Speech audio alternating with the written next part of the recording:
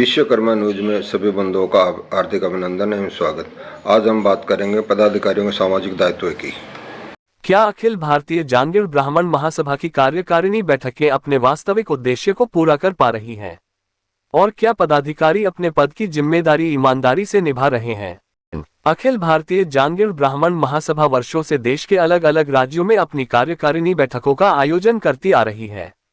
इन बैठकों का मुख्य उद्देश्य समाज की समस्याओं पर गहन चर्चा, योजनाएं बनाना और समाज हित के लिए ठोस रणनीति तैयार करना होता है।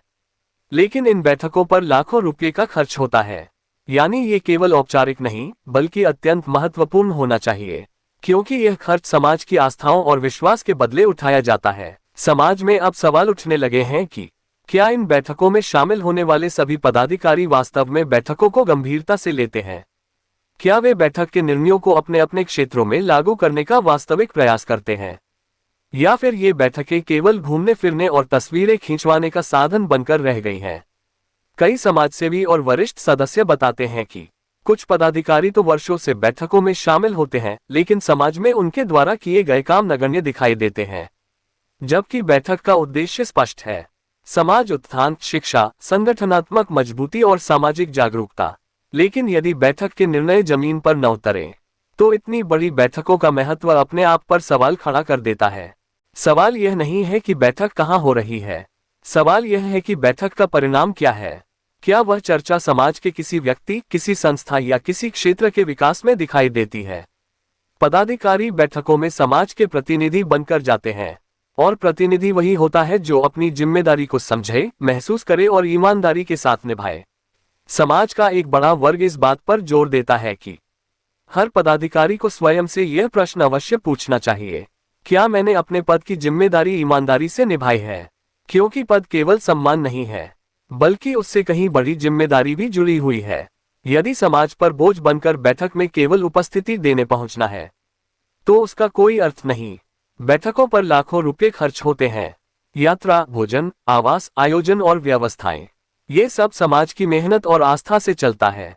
इसलिए यह अपेक्षा भी स्वाभाविक है कि पदाधिकारी बैठकों को गंभीरता से लें और हर निर्णय का धरातलीय रूप से क्रियान्वयन सुनिश्चित करें। अब बात करते हैं आगामी गुजरात कार्यकारिणी बैठक की। ये बैठक कई कारणों से महत्वपूर्ण है। समाज में नई ऊर्जा पैदा करने, नए प्रस्ताव पास करने और संगठन को भविष्य के लिए नई दिशा देने का ये सही अवसर है। पदाधिकारियों से उम्मीद की जाती है कि वे इस बैठक में केवल भाषण न दें, बल्कि बैठक के बाद अपने क्षेत्र में वास्तविक बदलाव लाने का संकल्प लेकर लौटें। आम समाज की आवाज ये कहती है, बैठक में शामिल होने वाले प्रत्येक पदाधिकारी को चाहिए कि निर्णयों का पालन सुनिश्चित करें, समाज की समस्याओं को समझें, युवाओं, महिलाओं और विद्यार्थियों के लिए योजनाएं बनाएं, शिक्षा, सहायता, बेरोजगारी, संस्कार और संगठन की मजबूती पर कार्य करें।